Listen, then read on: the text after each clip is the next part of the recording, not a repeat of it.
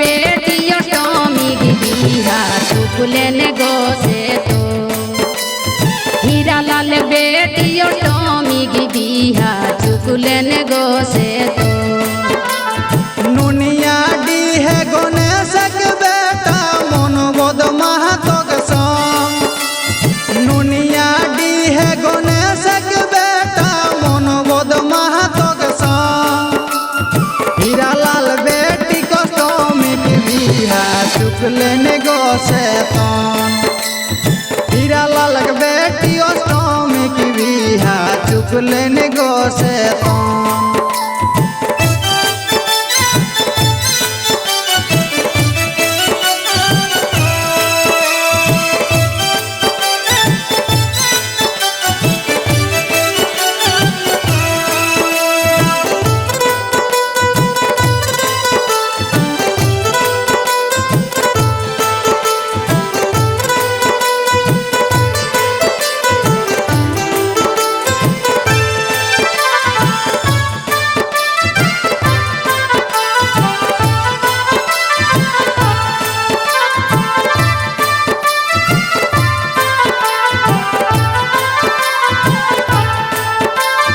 काजली देवी बाबू गरमाई ठांडी गो मौसी काजली देवी बाबू गरमाई ठांडी गो मौसी दीदी जमुना बनई संगीत आनंद कोसी दीदी जमुना बनई संगीत आनंद कोसी काजली देवी बाबू करमाई ठांडी गो मौसी काजली देवी बाबू करमाई ठांडी गो मौसी दीदी जमुना बनई संगीत आनंद कोसी दीदी जमुना बनई संगीत आनंद कोसी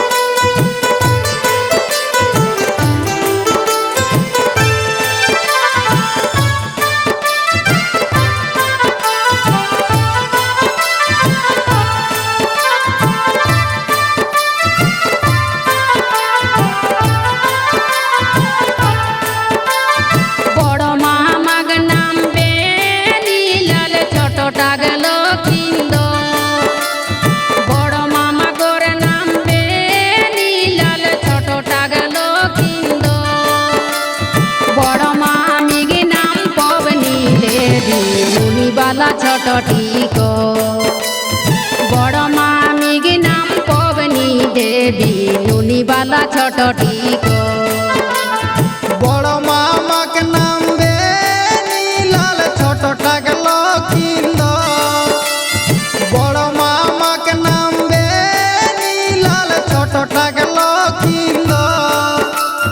বড় মামিকে নাম পবনী দেবী নুনিবালা ছোটটি গো। বড় মামিকে নাম পবনী দেবী নুনিবালা ছোটটি গো।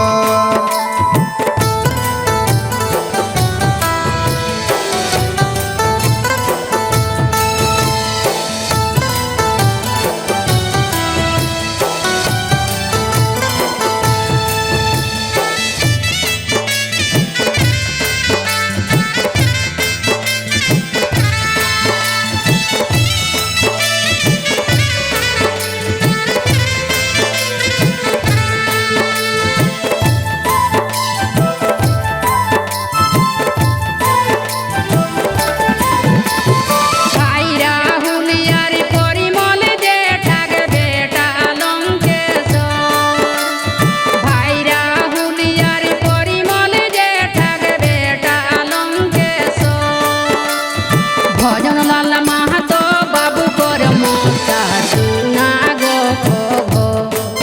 ভজন লাল মাহাতো বাবু কর মশা শুনা গো খো।